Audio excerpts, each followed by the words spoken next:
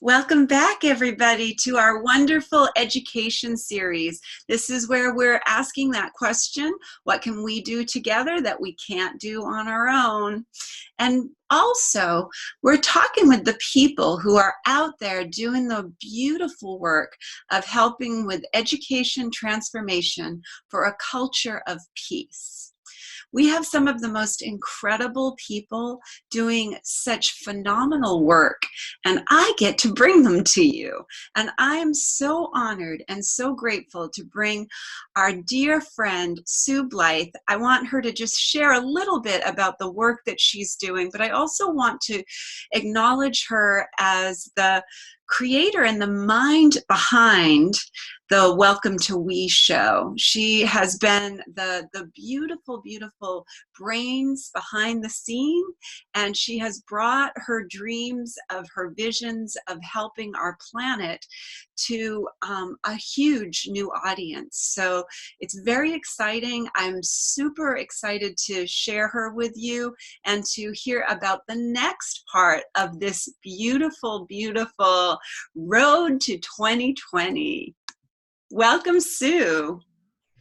Well, thank you, Karen. It's just wonderful to be with you, and I'm so excited to share the newest developments in our road to 2020. We've been working on this with We the World for quite a while, and it's now taking on a whole new shape as we come into approaching September, when we actually go through the 11 days of global unity, and we're going to be passing through 11 gardens of global unity, and I'm going to show you what that looks like. I'm going to share my screen and bring up this. So we are on the road to 2020, 2030, 2050, and beyond, and we have milestones, the first of which, of course, is the 11 days of global unity. And I'm going to try to find my map. There it is.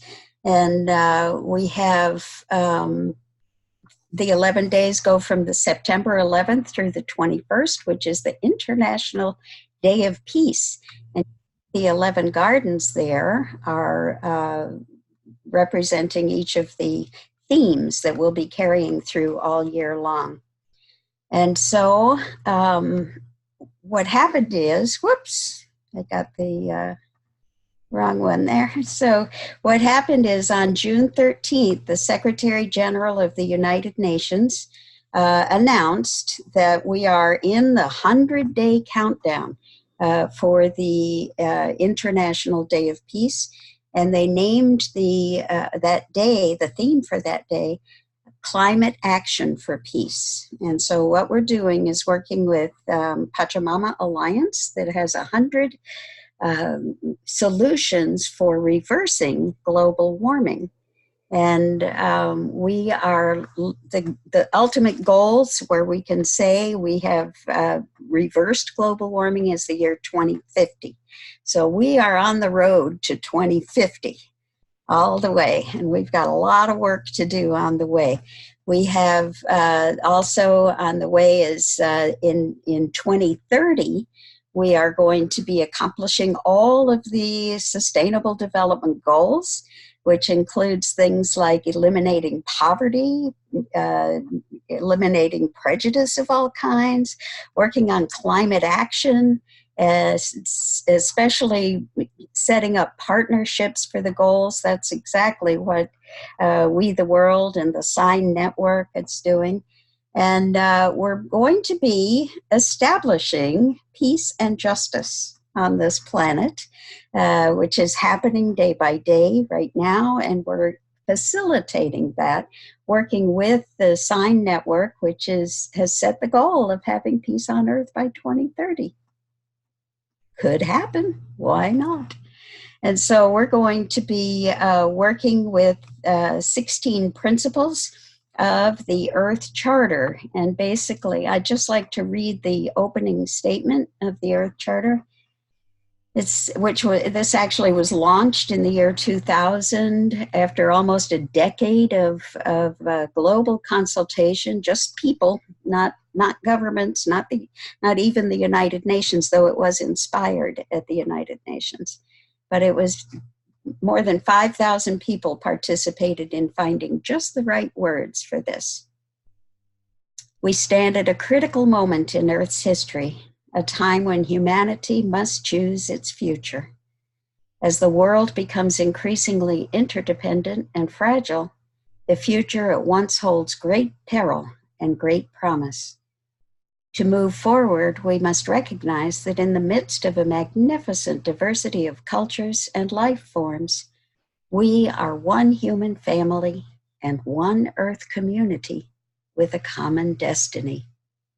We must join together to bring forth a sustainable global society founded on respect for nature, universal human rights, economic justice, and a culture of peace. Towards this end, it is imperative that we, the peoples of Earth, declare our responsibility to one another, to the greater community of life, and to future generations. So that's our job, is to get this thing in gear. And in the 20 years since this was launched, tremendous progress has been made by so many people. So I'm coming down and we look at the different principles. There are 16 of them that are in four, what they call pillars. One is respect and care for the community of life, ecological integrity, lots for that, social and economic justice, democracy, nonviolence, and peace. And this is where we find my favorite principle, which is number 14, to integrate into formal education and lifelong learning the knowledge, values, and skills needed for a sustainable way of life. To do that, we're going to provide all, especially children and youth, with educational opportunities that empower them to contribute actively to sustainable development. Promote the contribution of the arts and humanities, as well as the sciences, in sustainability education. Enhance the role of the mass media in raising awareness of ecological and social challenges, and recognize the importance of moral and spiritual education for sustainable living.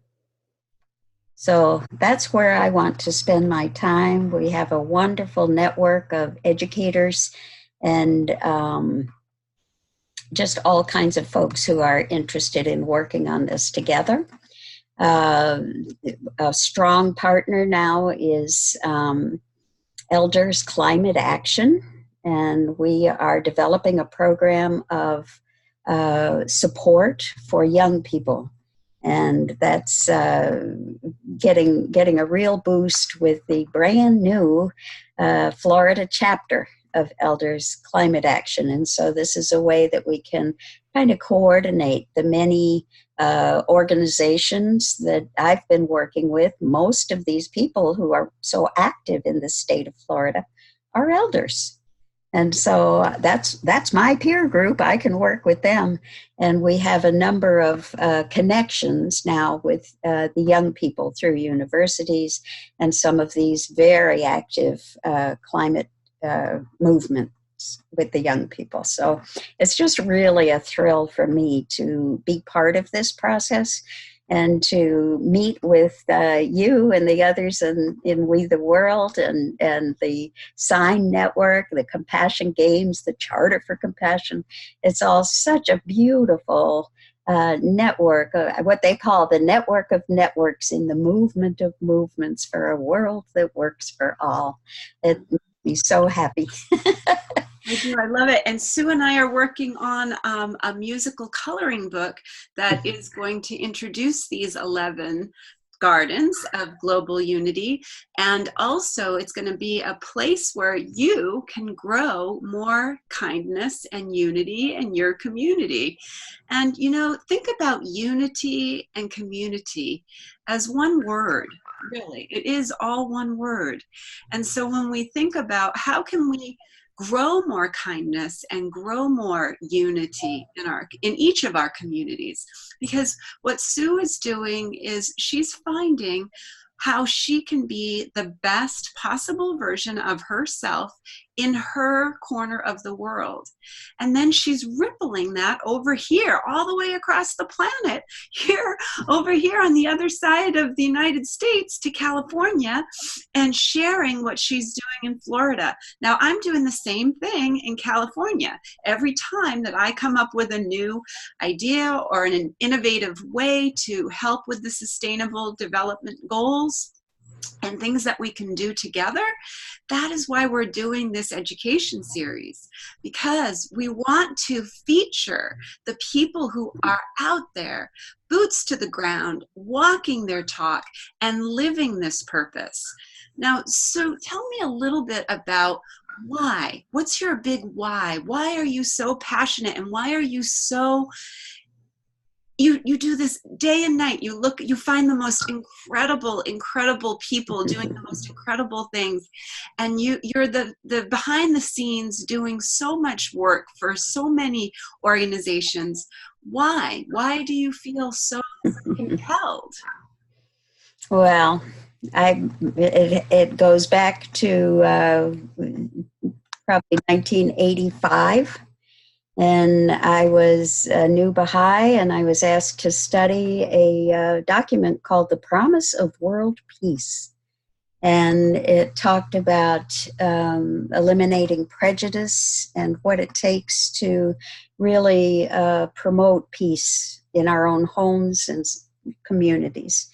And I was a young mother of 3 little girls, and I started singing songs. I had a auto harp, and my daughters and I just started singing and going and meeting with people and talking about peace.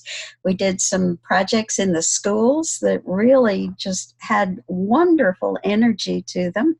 And I decided, well, this is what I want to spend my life doing.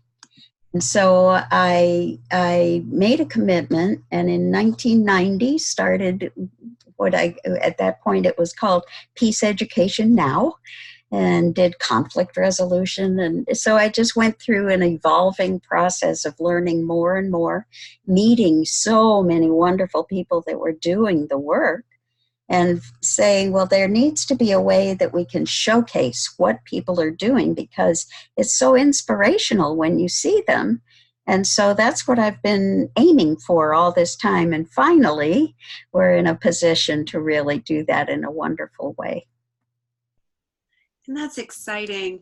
And now you're a grandma, so now you're speaking from a place of real wisdom and authority to what you know we need to do as a society.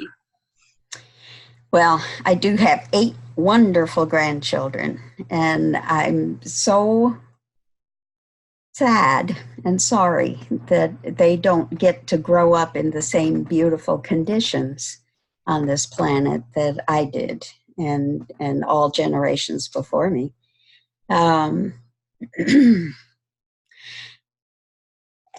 One of the activities of Elders Climate Action is to write a letter to the future. And so I'm writing my letter to my grandchildren and their children in the year 2050. And so my goal is that I will do all I can in my lifetime so that we really can accomplish those sustainable development goals by 2030 and to actually reverse global warming by 2050. Wouldn't that be such a gift to the future generations? So that's what I'm trying to do, and doing my very best. And I hope that when we get to 2050, they can say, my mom was part of the generation that made that switch. Beautiful. That's beautiful. And to those children that are listening to this series right now, what would you say to them to help them to feel empowered by the choices that they're making today?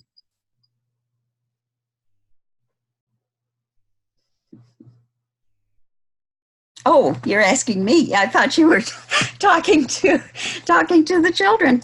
Well, I would say let's ask the children.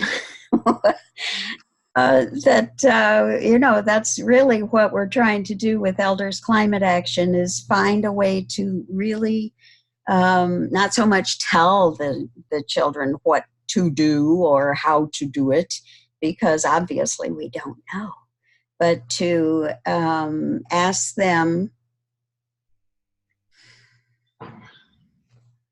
to visualize the world they want, and to ask for help, because there's a lot that we know.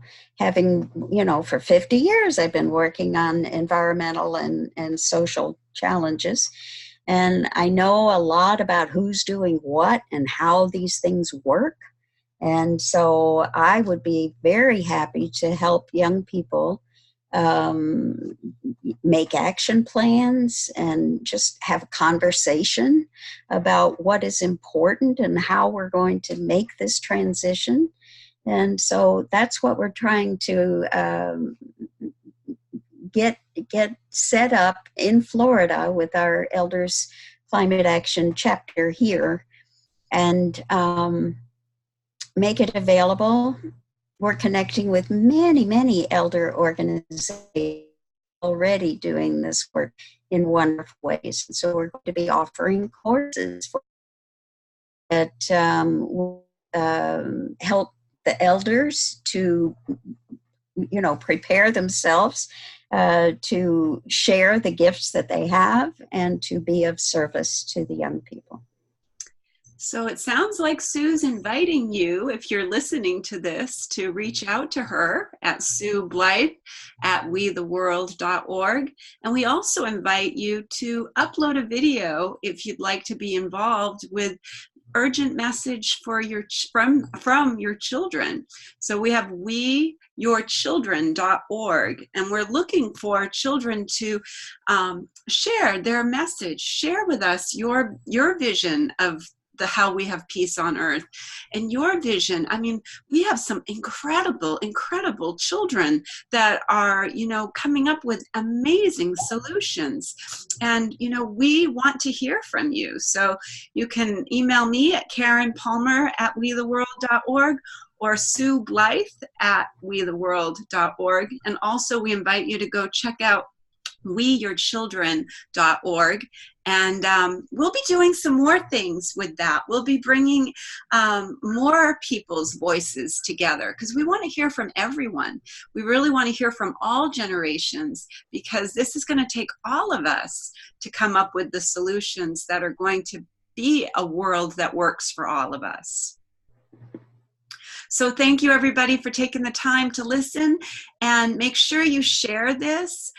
If this is something that you'd like to share, something that you're doing in your corner of the world, if there's some part of education transformation that's happening that you would like to share with We the World, please contact me, and we will put you into the education series. And thank you so much for everyone who is being part of the solution. When we all take the time to care, there'll be no one alone out there. So let's stay focused on how we can be in service to one another, and how we can really look at our education transformation for a culture of peace.